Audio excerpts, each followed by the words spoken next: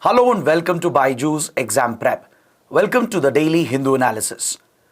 Before we begin, let me remind you that today the Hindu newspaper has not been published on the account of the Makar Sankranti and Pongal festival.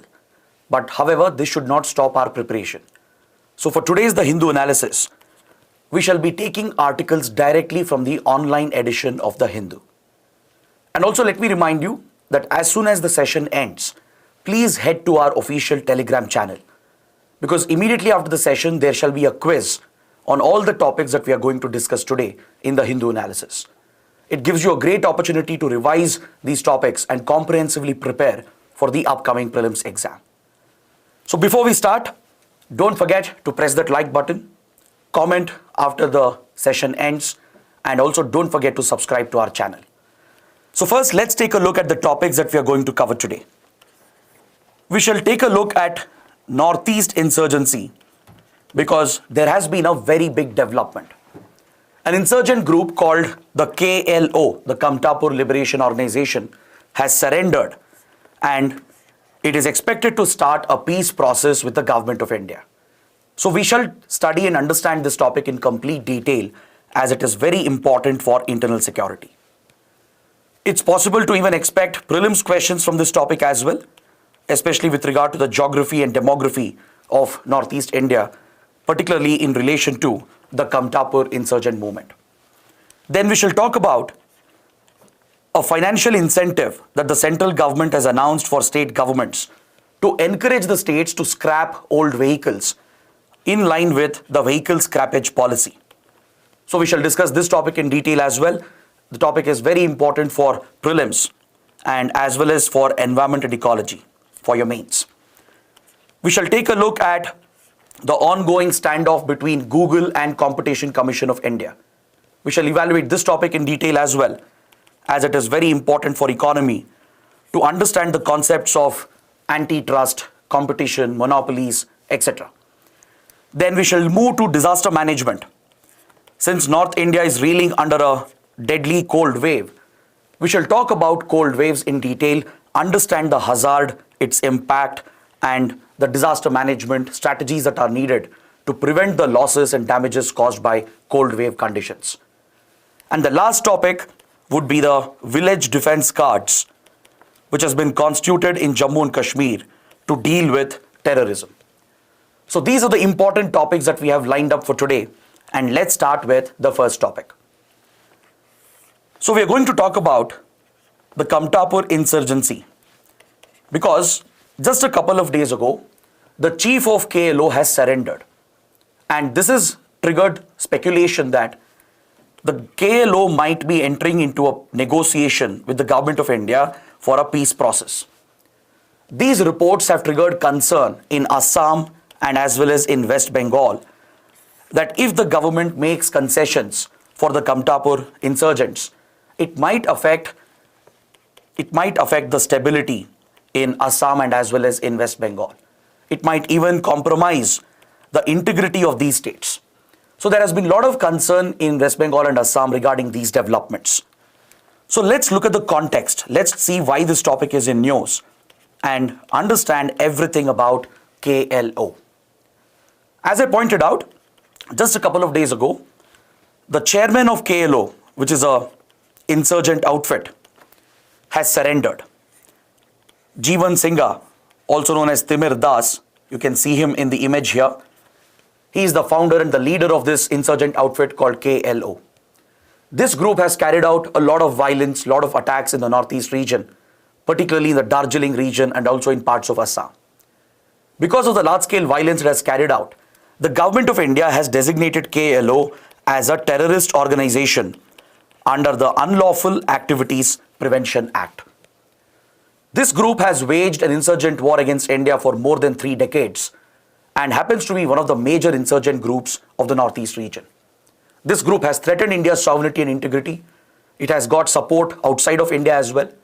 And hence, any resolution of this conflict through a peace process will be a very big development as far as the security and stability of Northeast region is concerned. So let's understand more about this topic and let's see why the Northeast region is highly prone to insurgency. let's start with the basics. Because in mains, UPSC could ask such questions. There could be a general question on Northeast India asking you to examine the various factors which have contributed to so many insurgent movements in Northeast region.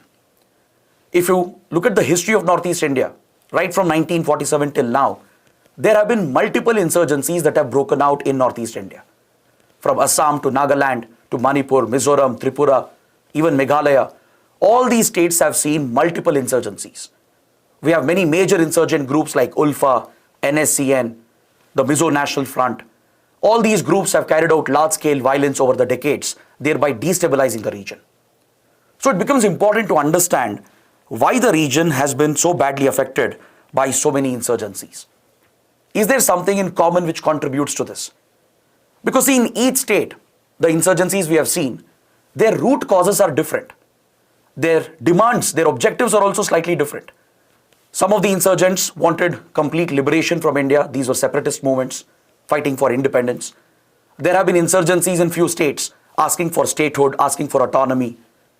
So the root causes and the objectives have been different from state to state, from insurgent group to insurgent group. But if you look at the whole region, all the 7 states of the Northeast region, there are some common factors which have contributed to so many insurgent movements. So let's first evaluate this from a mains point of view. It could possibly help you in prelims as well for any mapping questions. And after that, we'll talk about the history of KLO.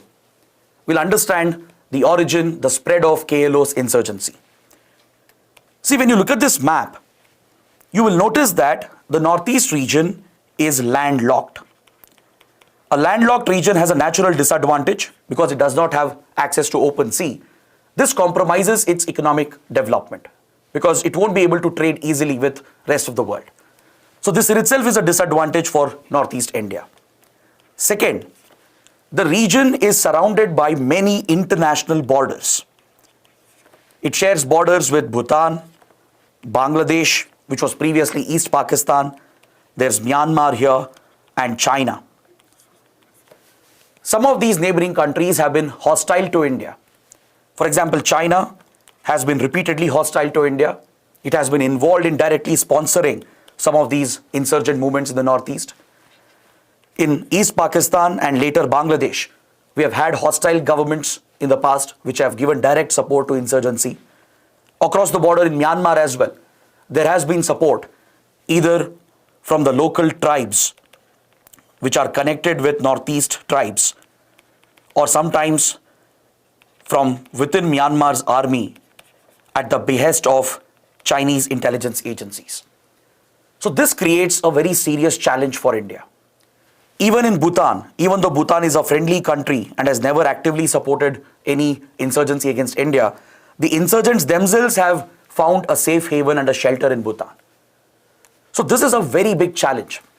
The presence of so many international borders and hostile countries makes it easier for these insurgents to run away from India and hide and take shelter, create a safe haven and establish a terror sanctuary.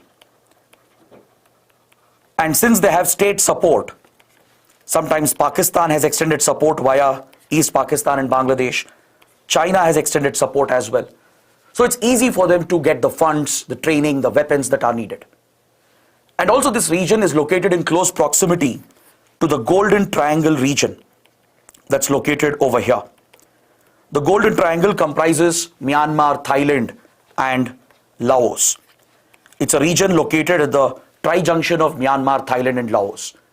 It is one of the major hubs of organized crime, especially drugs production, drug trafficking. Even arms trafficking, trafficking of wildlife products is very rampant over here, and many cyber criminal groups also operate in the Golden Triangle.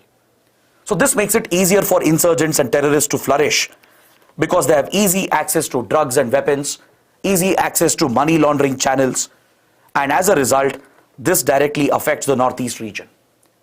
So these are some common factors which have in general contributed to so many insurgent movements in Northeast India. Other than this, in the Northeast region, there is a feeling, there is a general sense of neglect and apathy from rest of India, especially in the initial years from 19 1947 to almost 1990s, in the first 3-4 decades, there has been a sense of neglect where development was not prioritized in the region. Even culturally, the region has been distinct, and as a result, development has been compromised in Northeast India. The right infrastructure has not been created. Economic opportunities have not been created. Plus, the lack of cultural connection affects the ability of the people to connect with the Indian identity. In fact, when India became independent, many ethnic groups and tribes over here, they were hesitant to merge with India. They would like to retain their autonomy. They would like to be independent, which they had enjoyed since colonial times and even before colonial times. This demography of Northeast India also plays a role in triggering so many insurgent movements. Because if you look at the society of Northeast India, it's predominantly an ethnic tribal society. You have many indigenous native tribal groups, and tribal societies are often very guarded. They are often very wary of outsiders and outside influence, as they feel that outsiders could threaten their culture, their language, their identity and their resources. So all these factors have contributed to the rise of so many insurgent movements in the Northeast region. Now, if you look at the Kamtapur Liberation Organization, and specifically if we talk about Kamtapur insurgency, this movement originated in the 1990s, and it is centered in West Bengal and Assam, specifically in North Bengal, that is near the strategic Siliguri corridor. The Siliguri corridor, which you can see in the map over here, is a strategic choke point for India. This narrow land corridor of India, which is surrounded by Nepal here and Bangladesh over here. This narrow land corridor is of a very small width. It's just few kilometers in width. And this is the sole connection between rest of India and Northeast India. Ever since the 1962 war with China, ever since Chinese troops entered Indian territory in this sector, India has always feared a possible blockade, a Chinese blockade at the Siliguri corridor, which could cut off the Northeast region from India. So Siliguri corridor is very, very sensitive. It is strategically vital for India, and India sees this as a choke point. It limits access to the region. It affects our ability to transport material to the region as well. Thereby, it makes it more difficult and challenging to create projects to develop the region as well. So right around the Siliguri corridor, you have the North Bengal region around Darjeeling, and also the lower parts of Assam over here, the northwest part of Assam, located next to the Brahmaputra Valley. It's in this region that we have seen this insurgency called the Kamtapur insurgency, led by this group called Kamtapur Liberation Organization. This group has demanded that 6 districts of North Bengal, that is Jalpaiguri over here, Darjeeling, known for its tea plantations, Uttar Dinajpur, Dakshin Dinajpur and Malda. These 6 districts of North Bengal, along with 4 districts from Lower Assam near the Brahmaputra Valley, that is Dhubri, Kokrajhar, Bongaigaon and Golpara. So the Kamtapur insurgency has demanded to bring these 10 districts of West Bengal and Assam together to form the so-called Kamtapur nation. This has always been a separatist movement. It has been a movement seeking independence from India to break away from the country to form a separate nation called Kamtapur. So the population here is mainly made up of a native group called the Koch Rajbanshis. The Kamtapur movement is led by the Koch Rajbanshi community. They constitute roughly around 30% of the electorate in West Bengal. So they play a key role in West Bengal's politics, and they have a significant presence in Assam as well. And they share areas with Bodos, particularly in the Kokrajhar region, where Bodos also have led an insurgency in the same region. Here, Bodos have recently ended their insurgency in 2020 after the 3rd Bodo Accord was signed. And I hope you know that there is autonomy granted to the Bodo region, where the Bodoland Territorial Council has been set up under the 6th schedule of the Indian Constitution. In the same belt, in the Darjeeling belt, there is another movement led by the Gorkhas. who are fighting for Gorkha land to create a separate state to break away from West Bengal and create Gorkha land for the Gorkha community. So there is a semi-autonomous region for the Gorkhas where a district council has been created granting autonomy, semi-autonomy to them. So in the same belt where there are other movements going on for statehood, for liberation, the Kamtapur insurgency has been led by the Koch Rajbanshi community. So it's important to understand as to why this community feels threatened and why do they seek to break away from India. Of late, these sentiments have gone down, but these sentiments were very high between 1990s and early 2000. So it becomes important to understand their grievances. What is the root cause for this insurgent movement? The Koch Rajbanshis, they are of royal lineage. The term Rajbanshi itself refers to royal heritage. They belong to the Kamta kingdom of the 13th century, which was present over here, which rose to power in parts of North Bengal and Assam after the fall of the Pala dynasty. The Kamta kingdom was predominantly made up of the Koch Rajbanshi community. And when this region became independent from colonial rule, at that point it was a princely state.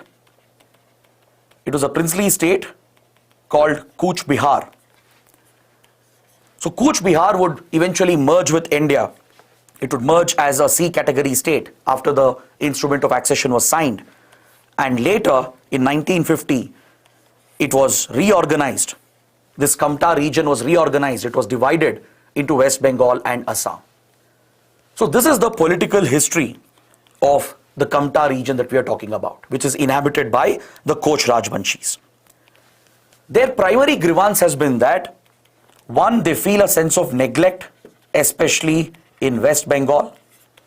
They have issues with the West Bengal government.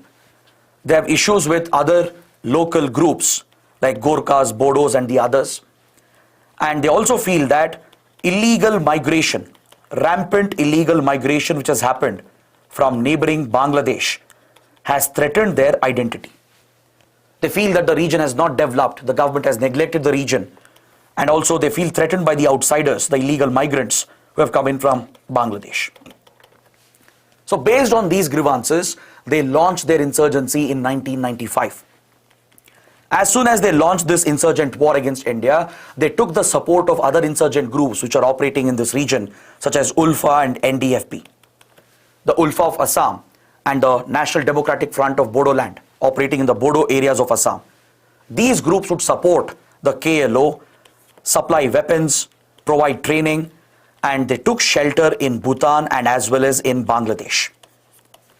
In Bangladesh at that point in 1990s, we had a hostile government under the BNP, the Bangladesh Nationalist Party. The BNP was seen as a pro-Pakistan party. So it was encouraging anti-India outfits, giving shelter to them. So KLO found a base in Bangladesh and it also took shelter in Bhutan along with ULFA and NDFP. So it was only in early 2000 that India stepped up security operations against this group. And with the help of Bhutan, we managed to flush out KLO and other militant groups from Bhutan. Bhutan carried out a major counter-insurgency operation called Operation All Clear in 2003-2004, which helped in clearing this area of insurgents. So they lost an important support base.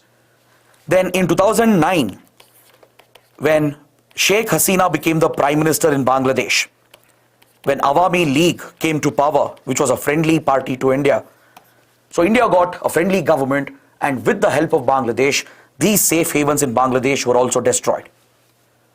So then KLO started weakening, and some of the remnants of this group, they took shelter in Myanmar, including the current chief who has surrendered. He took shelter in Myanmar along with the remaining cadres, and because of the large-scale violence it had carried out in the region, the government of India, that is the Ministry of Home Affairs, designated this group as a terrorist organization under the Unlawful Activities Prevention Act. But in the last 14 years, because of the loss of support, the movement has weakened, it has declined, and India apparently has managed to open a negotiation channel with this outfit. Reports are still very speculative, not much is known in the public domain, because any such outreach by the Indian government and the Indian intelligence agencies would be highly classified. But the fact is that just a couple of days ago, the chairman of this organization has entered India from Myanmar. He has crossed the border, come to Nagaland, and surrendered along with other militants to the Assam Rifles.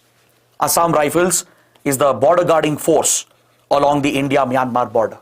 And Assam Rifles is also involved in counter-insurgency operations in the northeast under the command of the Indian Army. So the chief of this outfit has surrendered, and according to several reports, he has been shifted to Delhi, most likely where the peace negotiations are likely to begin, and the chairman might even meet top leaders including the Prime Minister and the Home Minister. So this makes it a very, very big development. There's a lot of speculation going on that as part of the peace process, the KLO might formally surrender, lay down its arms and surrender to India, and in return, India might be willing to make some political concessions. There are rumors circulating in West Bengal and Assam that the Kamtapur region might be made a separate state by carving these districts out of West Bengal and Assam. There are rumors that it could be given the status of a union territory, or it might be given autonomy. But realistically, granting statehood or union territory status looks a little unlikely, because that would involve breaking the integrity of West Bengal and Assam.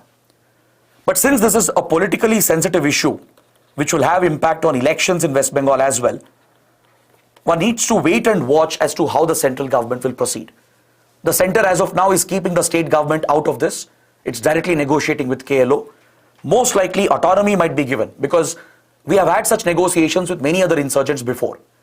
We have negotiated with the Bodo outfits. Negotiations are going on with NSCN. Negotiations have happened with Mizo National Front. So usually autonomy is granted in such cases, maybe with constitutional status. Like I said, recently in 2020, Bodo insurgency was formally ended with the signing of the third Bodo Accord, which provides for more flexibility for the Bodoland Territorial Council, which is an autonomous district council under the 6th schedule of the Indian Constitution.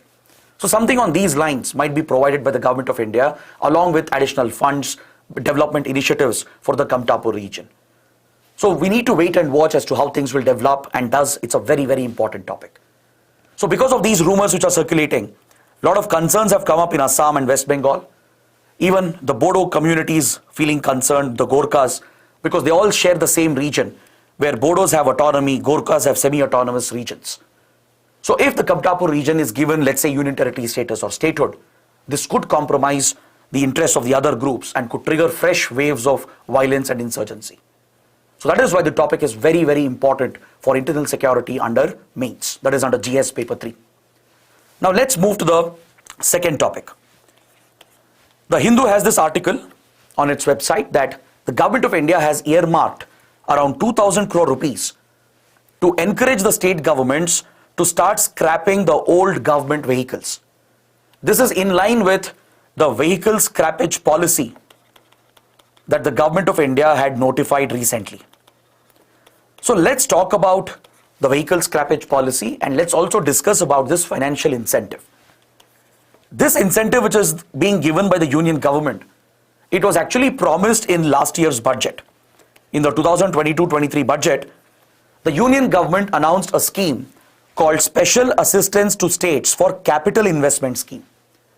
Around 1 lakh crore rupees has been set aside for this scheme, through which the government is incentivizing the states, encouraging them through financial incentives to take up capital projects, capital intensive projects. Capital projects are those projects which create long lasting assets. For example, acquiring machinery, building infrastructure, creating roads, building schools, strengthening education and healthcare. Such investments are capital investments, which creates long-lasting assets for the state, thereby giving long-lasting returns for the people as well. So to encourage the governments to increase their capital expenditure, to make more capital investments, which will create long-lasting infrastructure and facilities, the Government of India is incentivizing the states through this special assistance scheme. So out of these funds, 2,000 crore rupees has been designated to encourage the states to scrap the old government vehicles. Because I hope you know that old vehicles lead to pollution. They contribute to climate change, global warming. They are highly inefficient. So scrapping old vehicles is crucial to promote the concept of circular economy. I'll explain what is the circular economy. And also to replace old vehicles, polluting vehicles, with new vehicles which come with better emission standards. Now, before we talk about the vehicle scrappage policy, please note down that the Special Assistance to States for Capital Investment Scheme is essentially a loan. It is a 50-year interest-free loan that the government is giving to state governments. The states will get a 50-year period to repay the loan, and it is interest-free. So this is the incentive being given under the scheme, and part of these funds are being used to encourage the states to scrap their old vehicles. Is that clear? So UPSC could ask a prelims question here. The Special Assistance to States for Capital Investment Scheme is providing a 50-year interest-free loan for capital projects. Is this statement correct or not? So you should know these basic facts about important schemes of the government. Now, coming to the vehicle scrappage policy. In 2021, right before the Independence Day celebrations on the 14th of August, Prime Minister Narendra Modi launched this important scheme, the vehicle scrappage policy. The objective here is to encourage the citizens, encourage the governments, the automobile industry to promote the scrappage of old vehicles. This is actually a standard, an established standard in Western countries. Old vehicles beyond a certain period, they are pushed towards scrapping industry because these old vehicles are polluting. They contribute to very high pollutions and emissions. So there is a need to push them out of the roads. And also, vehicles will have a lot of products, raw materials, which can still be used. Instead of simply throwing out the vehicle, if you dispose them at the right time, a lot of components in the vehicle can be reused and recycled. This is very good for building a sustainable economy to ensure that you don't waste your resources and raw materials. It will benefit the automobile industry as well because they will save costs in the production of newer vehicles. This is the concept of circular economy, where you circulate the raw materials from product to product. You take the components from old disposable items and recycle them, reuse them, so that you get the maximum benefit out of it. And this is in line with the concept of sustainable development. It is good for the environment. It is good for our biodiversity. It will also help us save on precious resources, and it will lead to a lot of financial benefits as well for the government, for the people, and the industry. So the government of India and even many other countries around the world, they are promoting the concept of circular economy. This is also a part of sustainable development goal of the United Nations. Promoting reuse, recycle, repair. The 3R. Promoting repair, reuse and recycle. So that older components can be reused in the economy again, thereby reducing stress on our resources and also on our environment. So the vehicle scrappage policy was introduced mainly to remove the older vehicles from roads, and this is a environmental initiative as well, along with being an economic initiative. It will help bring newer vehicles which have better emission controls, which contribute less to pollution, and thus it will help in promoting environment-friendly policies. It will create a much cleaner environment if older vehicles are replaced with newer vehicles frequently. Right now, people don't have an incentive to scrap the old vehicles, right? Generally, Indian middle class mentality is to keep using things until they break down. Even after they break down, get it repaired, get it serviced, keep running it till the end of the life cycle of that product. So people generally have very close emotional attachment to their vehicles. They don't dispose them, give them away, right? They keep using them again and again. And this is very bad for the environment. So that is why the government has to create an incentive. There should be a positive reinforcement here. So according to the policy, if an individual, if they scrap their vehicle at authorized scrapping centers, authorized scrapping centers will come up across India. So if you take your old vehicle, which is more than 15 years, in case of a private vehicle, this is considered as an old vehicle in case of private vehicles. For commercial vehicles, it would be in the range of 10 to 15 years. But latest update from the Ministry of Road Transport has shown that according to the policy, private vehicles are being given exemption till 20 years if they can prove their fitness. If they can get a fitness certificate done to prove that the vehicle is still fit, till 20 years they'll not be treated as old vehicles. But after 20 years, private vehicles have to be pushed for scrappage. Commercial vehicles which are more used, which are going through a lot of wear and tear, for them, the threshold has been set at 15 years. So after 15 years, commercial vehicles have to be scrapped, and after 20 years, private vehicles have to be scrapped. So to incentivize this, there is a financial component involved here. So you take your old vehicle and get it scrapped at an authorized scrapping center. You'll be given a scrapping certificate. And through this scrapping certificate, if you go and buy a new vehicle, you will get an upfront discount from the company. Let's say you scrap your old car, go and purchase a new car. So that automobile manufacturer will be obligated to provide you a 4 to 5% discount on the on-road price. This itself is a very attractive incentive. Other than this, you will get rebates and discounts with regard to road tax. The registration fee of the new vehicle will be waived off. So this will result in a lot of financial savings for the user. And the old components which are recovered by that company, they will reuse them, they will recycle them, thereby resulting in savings for them as well. So it is good for the government, good for the public, good for the private organizations, and more importantly, it's very good for the environment. So the government is looking to roll out the scheme on a national scale starting this year. From 2023 onwards, April 2023, it will be rolled out for the commercial sector, and by next year it will be rolled out for private personal vehicles as well. So that's why this scheme is very, very important. So now the government is encouraging the state governments to focus on the old government vehicles. Many government departments will have old, outdated vehicles which are 20, 30 years old. So center is pushing the states to scrap the old vehicles by giving them a capital support of 2,000 crore rupees to purchase the new vehicles. So this will be an interest-free loan which they can repay by 50 years, and it will help the center to achieve the objectives of the vehicle scrappage policy. That is why this topic is very, very important. Now moving to the third topic, we'll talk about the ongoing standoff between Google and the Competition Commission of India.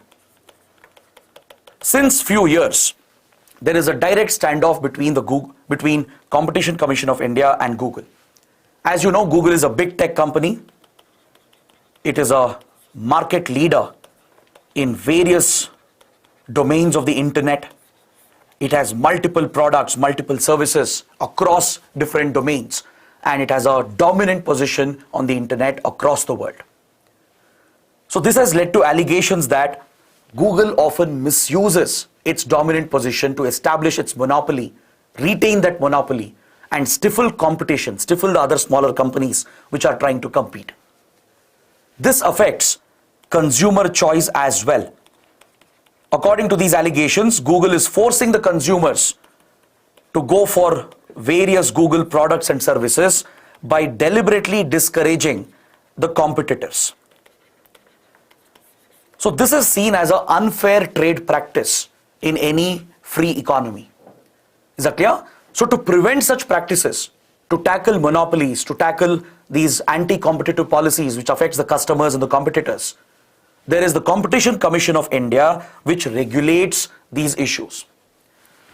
So recently, just a few weeks back, the CCI has slapped a hefty fine on Google. A fine of more than 1,300 crore rupees has been placed on this company. Because according to the Competition Commission of India, Google was misusing its dominant position in the Android mobile device ecosystem. As you know, majority of the mobile phones in our country, more than 95% of the phones in the country, they run on Android operating system. So the accusation here is that Google is forcing the original equipment manufacturers who produce the mobile phones, they are being forced by Google to enter into an agreement. According to the agreement, Google will share the Android OS with the mobile manufacturers only if the mobile manufacturers guarantee that all the Google products and services will be pre-installed on the device. Now that's why when you go and purchase an Android mobile phone, many of the Google apps are pre-installed. YouTube, then Google Search, Google Pay, they come pre-installed. This in itself is limiting the options for the mobile manufacturers and more importantly, the competitors of Google. Now there are other search engines, there are other digital payment platforms, there are many other applications which are competitors of Google in different domains. So if they are not getting an equal level playing field, and if Google is using its monopoly in the operating system domain to force the mobile manufacturers to pre-install these apps, that itself is a disadvantage for the competitors. This restricts the choice for the consumers as well, thereby affecting innovation, increasing prices and cost for the users. So that is why the Competition Commission of India has imposed a fine, and it has pointed out many other issues in the way in which Google is operating. Now, let me explain this in slight detail here. See, the allegations against Google is not just limited to the Android OS. Google, as you know, is more popular for its search engine. Majority of the internet crowd relies on Google for searching various websites. Now here, the allegation is the Google algorithm is designed in such a way that it is biased towards Google products. So when you search for a particular service, instead of ranking other competitors, Google prefers its own products and it will try to rank them higher. So in many ways it is misleading. Consumers will click on those links which are owned by Google. They will take up only Google's products and services. Thereby competitors will never get a level playing field. In the ad tech industry, in the advertisement tech industry, where targeted advertisements are delivered, which is the bread and butter of the internet and social media, Google has a predominant position. And here as well, the ads that are getting pushed are biased, are seen to be biased towards Google's own products and services. This allegation extends to every other Google platform. The Play Store, for example, where all the apps are present, the market store. If you have to purchase an app, subscribe to an application or to make some in-app purchases, it has been noticed that Google is forcing the customer to pay only through Google Pay. You'll have no other option. Even if you have, let's say, Amazon Pay or Phone Pay or Paytm, you'll not get those options. You can't pay. You have to rely on Google Pay. Right? Similarly, other applications like related to books, movies, right, audio files, etc. In all these apps, Google is prioritizing its own products through its operating system, through its search engine, through its ads, thereby dominating the entire internet ecosystem. These allegations have come up not just in India, but around the world. So Competition Commission of India has been looking into these cases from few years, and finally it has decided to impose these hefty penalties on the company. These antitrust investigations have taken place in many other jurisdictions. The same has happened in the United States, in Australia, in South Korea. Is that clear? In Australia especially, the news media, the digital media, which brings out all the news articles, their argument was Google is taking away their revenue because people search for news through Google search engine, and even though these media outlets have invested and put in the effort to generate the news articles, all the revenue is getting channeled towards Google as people are reading the articles via Google platforms. So media outlets are denied that share of revenue, which is unfair. They are the content creators here. So that is why in Australia there was a movement which happened few years back, which led to a law being introduced in Australia, which now has mandated these companies, Google, Facebook, they've all been mandated to share their revenue with the content creators, to share revenue with the media outlets. The same has happened in South Korea. Even there, hefty fines have been imposed on the company. And in European Union especially, the EU's antitrust regulator has imposed a staggering $5 billion fine on Google for these monopoly practices and antitrust practices. Even in France, Germany, Japan, similar cases are going against the company. So based on this inquiry, the Competition Commission of India ordered that Google is misusing its dominant position, retaining its monopoly, and it is stifling competition. It is not giving a level playing field for the competitors. Thereby, it is crippling innovation in this key sector, and more importantly, it is harming consumer choice. It is forcing and misleading consumers to opt only for Google services, thereby increasing the cost for the consumer, restricting their choice, and it could eventually compromise quality as well, because when there is no competition and when there is only monopoly, quality and innovation gets compromised. So that is why these heavy fines have been imposed on the company. But Google's counter argument is that if it allows other apps to come installed with Android, it could lead to fraudulent apps, predatory apps getting installed, which are a threat to data security, which could increase cyber crimes and compromise the cyber security features of the Android operating system. So Google has defended this position on technical grounds. Google also says that if it allows different variants of Android OS to come up, if it allows the app developers, the mobile manufacturers to come up with their own versions of Android, then you will have multiple Android versions which will create problems for future app developers. Currently, it's very easy to develop an app because there is a common Android platform, the source code of which is shared by Google with the app developers. If there are multiple variants, then app developers will find it more challenging, more difficult. They will have to develop multiple variants, which will increase the cost for other small companies, especially startups. So if the cost goes up, the cost for consumer will also increase, according to Google. So on these grounds, Google is defending itself, but there is no relief for the company as of now. So it had appealed against the decision at the Appellate Tribunal, which is the National Company Law Appellate Tribunal, or NCLAT. But NCLAT refused to hear this petition, and it has pushed Google to pay this penalty as directed by the CCI. So as the deadline for payment is approaching, Google has yesterday approached the Supreme Court, filed a petition asking for an urgent hearing, and today the Supreme Court has agreed to look into this case. Is it clear? So from an economy point of view, the topic is very, very important for your mains. The topics of antitrust, competition are very, very relevant. Now for prelims, let me give you some important facts about the Competition Commission of India and also the NCLAT. The CCI is a statutory body set up through the Competition Act of 2002. It functions under the Ministry of Corporate Affairs, and it is headed by one chairperson who's appointed by the Government of India, along with a maximum of 6 members. Around 2 to 6 members are present in this commission.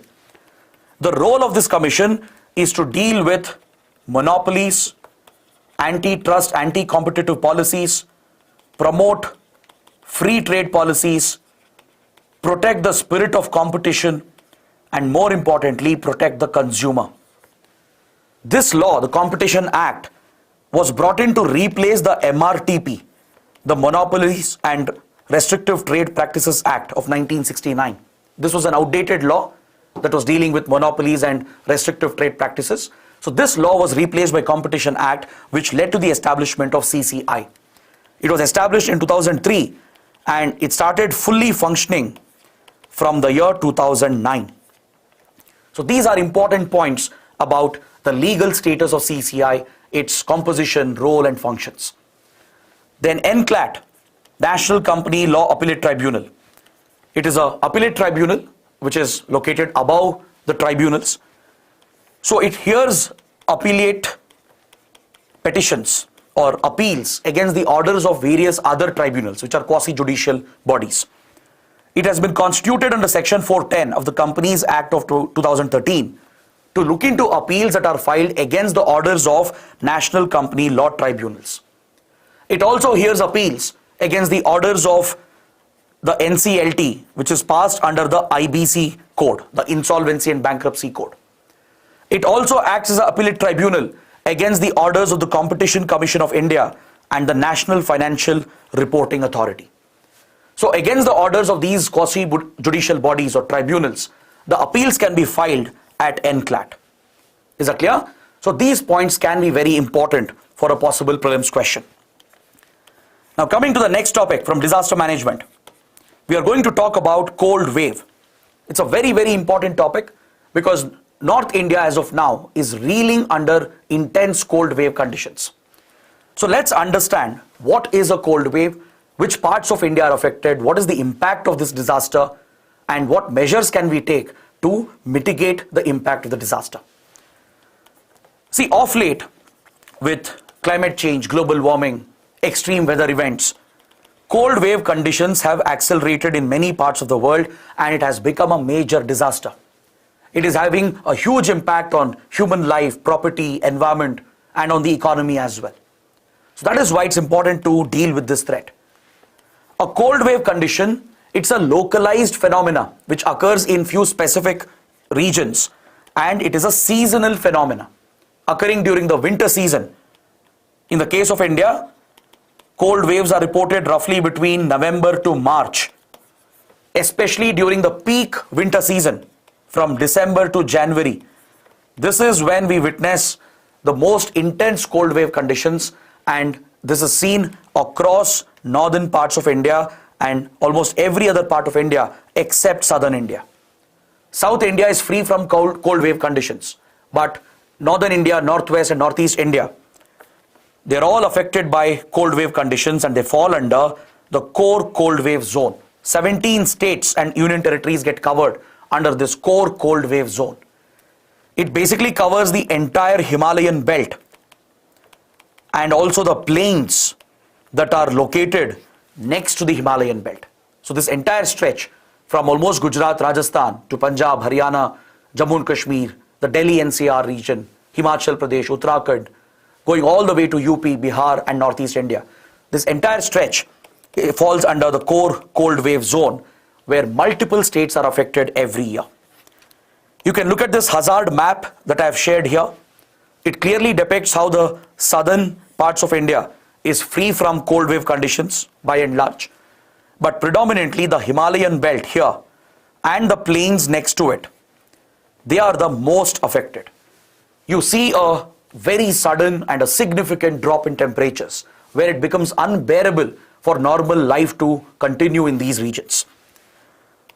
So it's important to understand what causes the occurrence of these cold wave conditions. See, cold wave occurs due to a number of factors.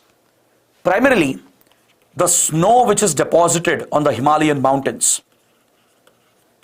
it gets carried off as frost by northwesterly winds that are flowing in from the Central Asia region and transports this cold frost and cold air mass that is coming in all across North India, all across Himalayan belt and the Indo-Gangetic plain. So this brings extremely low temperature conditions. You will see a sharp drop in air temperature near the surface. There will be a sudden rise in air pressure, atmospheric pressure. The wind speed will also strengthen, bringing frost and ice particles from the Himalayas. Is that clear? So there are certain specific conditions, factors which aid the formation of these cold wave conditions. For example, the buildup of a ridge in the jet stream over Northwest Asia, which is basically referring to the Central Asia belt. So a jet stream, a cold jet stream coming from the Arctic, comes and hits the Himalayas and carries the frost and snow further and deposits them all across the plains in the Himalayan region. You need high surface pressure conditions which exist during this period, during the winter season. There is movement of cold air mass which is steered by the upper level atmospheric circulation, and you also have the westerly winds which stops from the Mediterranean. The westerly current coming from the Mediterranean would have come to a halt briefly, thereby allowing the northwesterly winds to come in and bring that cold air mass and the frost and spread this out across the Gangetic plains and the Himalayan belt, and this causes extreme cold wave conditions. Now, what is the impact of this? What will happen when a cold wave occurs? See, a cold wave is declared if there is a drop in temperature below the normal in the range of 4.5 to 6.4 degrees Celsius. In places where temperature is normally at 10 degrees Celsius in a plain area, if temperature, let's say, drops to 1 degrees or 2 degrees, then that is a drop by 4.5 to 6.4 degrees. So this is known as a cold wave condition. For a hilly region where temperatures are usually around 2 degrees Celsius, which is the normal, if temperature drops below this, below 4.5 to 6.4, then that is a cold wave condition in a hilly area. Or in general, irrespective of plain or hilly area, if the temperature drops below 6.4 degrees Celsius, that is, if it drops less than 6.5 degrees Celsius from the normal, then this is called severe cold wave condition. Is that clear? So in places where the temperatures are already low, normally temperatures are usually around 5 or 6 degrees, let's say, and if temperature drops below that, below 6.5 degrees below that, then that is the start of a severe cold wave condition. So please take up a small assignment here.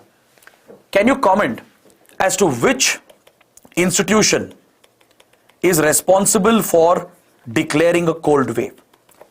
Which agency or institution is responsible for monitoring cold wave conditions and issue the early warning and alerts for cold wave? Please comment this below. So the impact is quite severe. It affects human beings very severely. It could lead to frostbite, where your extremities could get broken off and leading to severe lifelong injuries. And in a worst case scenario, your core body temperature will drop, leading to a condition called hypothermia. And this could be fatal because your internal organs could stop functioning. It affects agriculture as well and livestock, because the frost which deposits, it hampers the plant productivity, it affects the livestock, it affects the environment and biodiversity as well. The wild animals, the ecosystems also find it very difficult to survive this period. Transportation gets completely disrupted because let's say water bodies are frozen. It will disrupt shipping. Rail and air traffic also get disrupted due to the abnormal conditions, heavy fog and smog conditions which occur as well along with this. Road traffic, road transportation also gets affected. And don't forget, machinery function at an ideal temperature. If temperatures fall below a certain range, certain machineries will start failing. Even power grids might fail. And more importantly, your energy consumption will shoot up drastically because due to the extreme cold, people will go for heating solutions. They'll go for heaters and set up fires.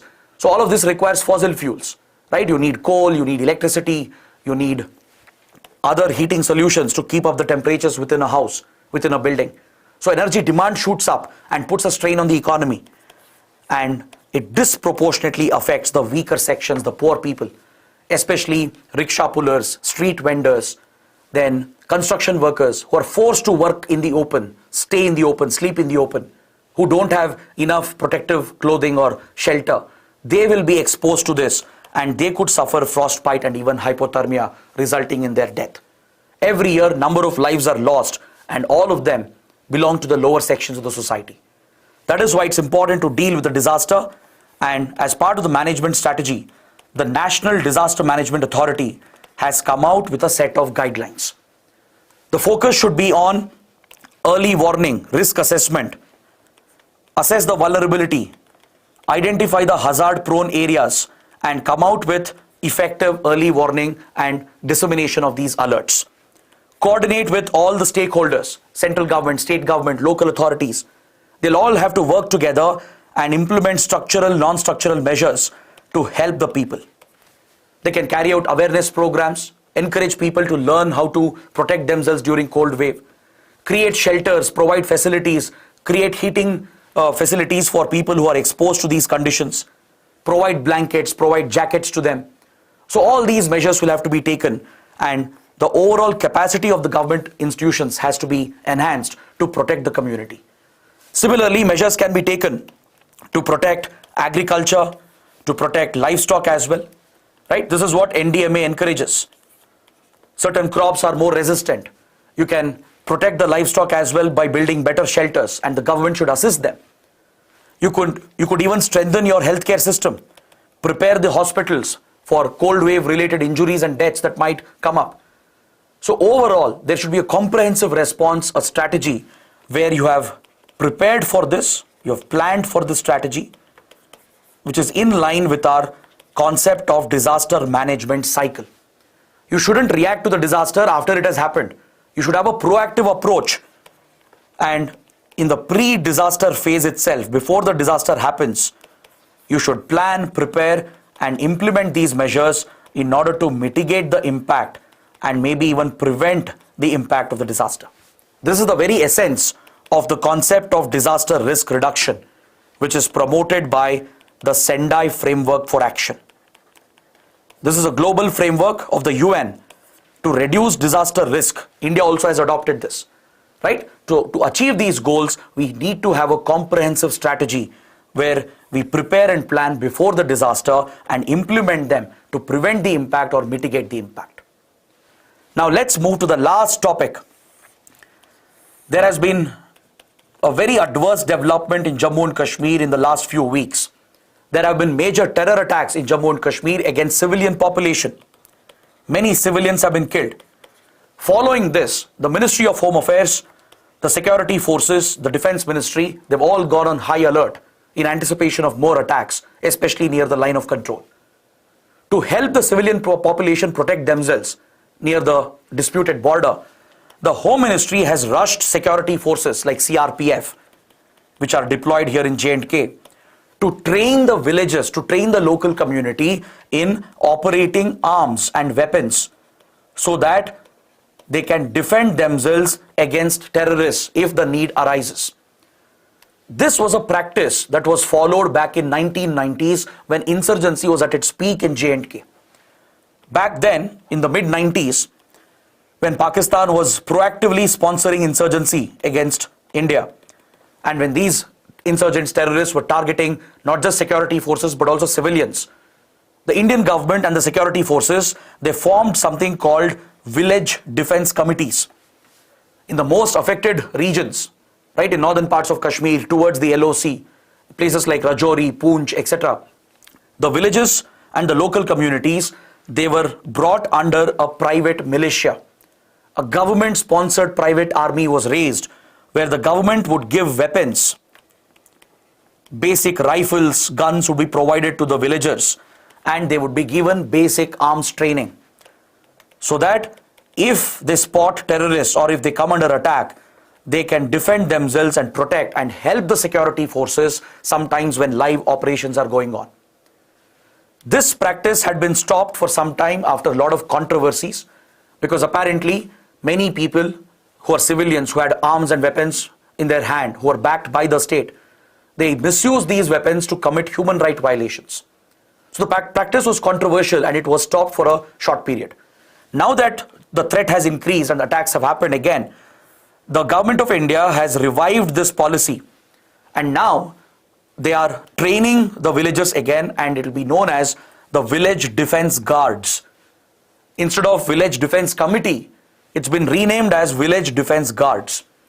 So CRPF, BSF and Jammu and Kashmir Police have been dispatched to train the villagers who already have the weapons from the previous years.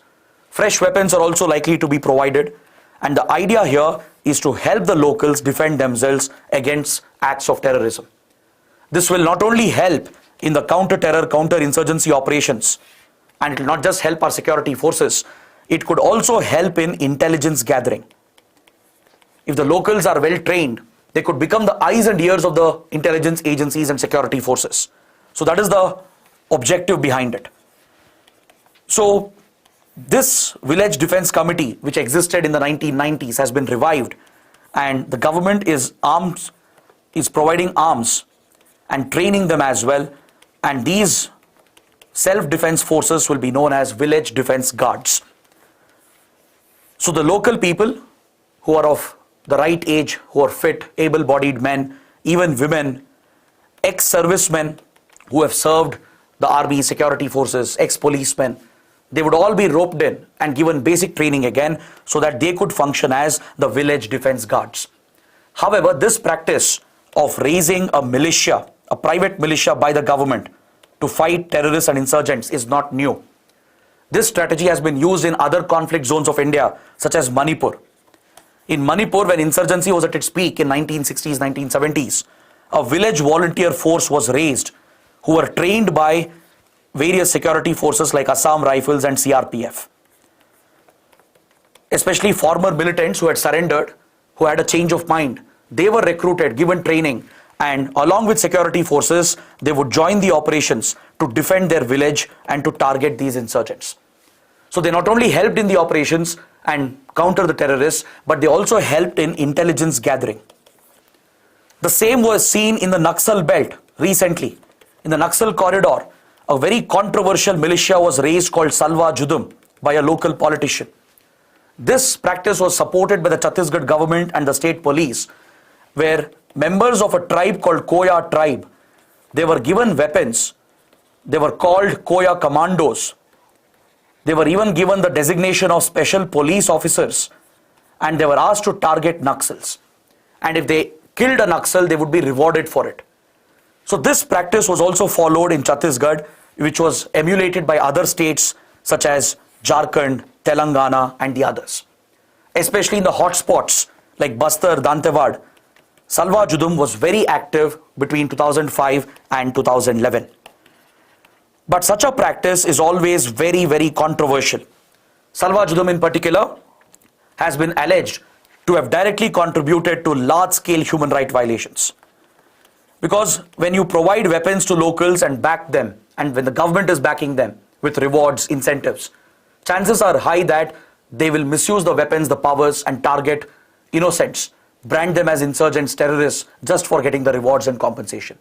There have been many cases where Salva Judum has led to unconstitutional killings, rapes, murders, and apparently same allegations exist in Jammu and Kashmir when the village defense committees were there.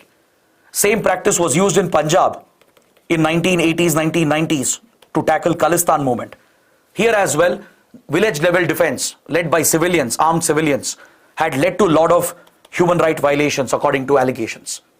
That is why the Supreme Court declared Salva Judum as unconstitutional in 2011 and ordered the Chhattisgarh government to disband Salva Judum. Now please read about this case. It's a landmark case. I want you guys to take this as an exercise. Identify which case was it in which Supreme Court declared Salva Judum as unconstitutional. Name this case and post this answer in the comment section below. Alright? So there are pros and cons to it. It's a controversial, debatable topic, but the development is important for polity and also for internal security. So on this note, I bring my discussion to an end. I know it's been a 1 hour session because the topics were big, very comprehensive discussion was needed. So I really hope it has helped prepare for your prelims and also for your mains. Please take up these practice questions, examine in detail the rise and fall of KLO, and do you think the ongoing peace process could reach a successful conclusion? What is a cold wave? Identify the hazard-prone areas in India, its impact, along with shedding light on the disaster risk reduction strategy that needs to be adopted. So these are your practice questions. I hope you take them seriously, write answers, and head to the description box. There is an answer writing portal, a link given to the answer writing portal where you can post your answers and read the answers of other students. And don't forget, as soon as the session ends, right now, there will be a quiz on Telegram on all these topics. So subscribe to the Telegram channel, the link is given below, and practice these questions. It's very, very helpful for you to prepare for the upcoming prelims. On this note, I would like to sign off for today. I hope it was a good session. Do let me know how it went in the comments, and do support us by liking the video, hit the subscribe button, press that bell icon for notifications on all our current affairs updates. Thanks for watching. Have a great day.